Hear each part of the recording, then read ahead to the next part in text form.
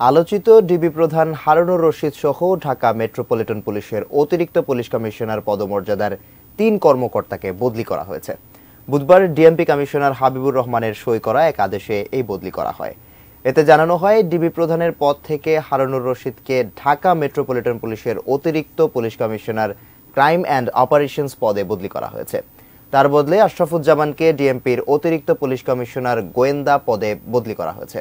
সম্প্রতি বৈষম্য বিরোধী ছাত্র আন্দোলনের সমন্বয়কদের ডিবি হেফাজতে নেয়া এবং তাদের খাওয়ানোর ছবি প্রকাশ করে বেশ সমালোচিত হন হারুনুর রশিদ। সোমবার হাইকোর্ট ডিবি কার্যালয়ে বসিয়ে খাওয়ানোকে জাতির সঙ্গে মশকরা বলে মন্তব্য করেন।